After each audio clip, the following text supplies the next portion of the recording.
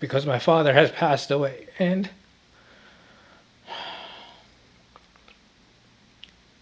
I could never go back there.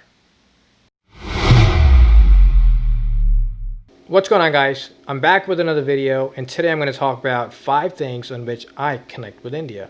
For those of you who are just joining, my name is Gibran, and after years of sitting on the sidelines watching Indians and Pakistanis hate on each other, I decided to start this channel so we can get to know each other better, and also to address some of the issues that we face within our desi society. So to start the conversation, I'm going to share 5 things on which I connect with India. So the first thing on my list is food. I know, looking at my body, you can't tell, but I'm a big foodie. I could seriously eat you. I will travel anywhere in the world to have some good food. I plan my vacations around food. I've eaten at some of the finest Michelin star restaurants, but that satisfies your mind. Desi food satisfies my soul. No matter where you go, no matter what you eat, in the end, it's the dal chawal that hits the spot every single time. And it's not just the dal chawal or biryani or sabzi, roti or achar. It's just samosas, pakodes, dahi bhalle, all these amazing snacks, and the king of all fruits, mangoes. Who in the world can compete with our mangoes?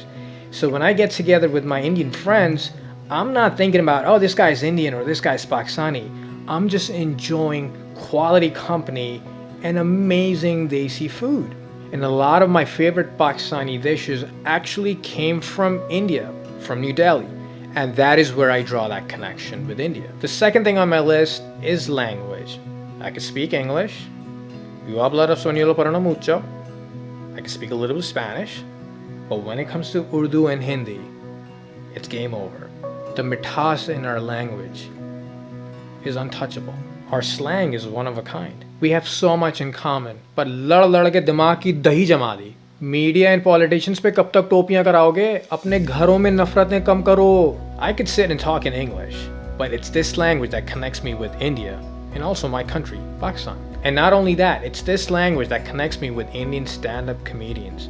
They're some of the best in the world. So the third thing in my list is the humbleness in our culture. We could eat with chopsticks and forks and knives, but we have no problem sitting on the floor and eating with our bare hands. You could have 30 guests over for a wedding, and we'll toss something on the floor to sleep at night, and we'll all have a blast. We have so much respect for our teachers and elders that even if you run into a stranger who's older than you, we call them bhai or behen, or in Pakistan, we call them baji. And it is this culture that makes us feel at home even when we visit an Indian friend or a Pakistani friend. Basically, the simplicity of our lives. So the fourth thing on my list is something most people probably cannot relate to because it's Eastern classical music. I actually grew up listening to heavy metal, but ghazals and Eastern classical music was always part of my life, even since the very beginning. I love Eastern classical music so much that I even bought a set of tablas.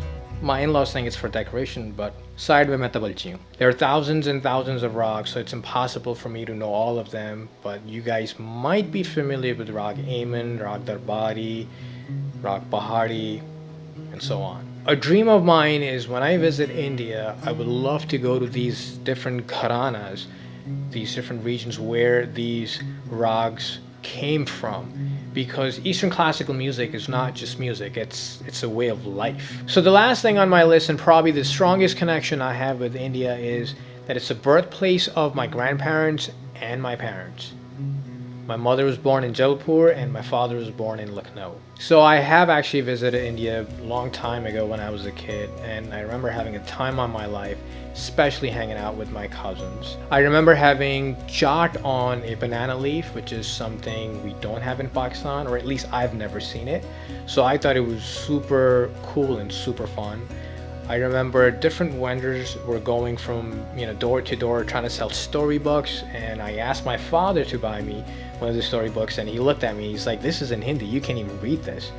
I thought it was super fascinating. I have visited my mother's school. I also visited the home where my father grew up, and it sucks, and I'm actually getting emotional talking about this because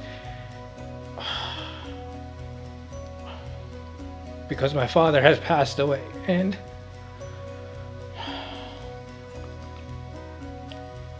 I could never go back there.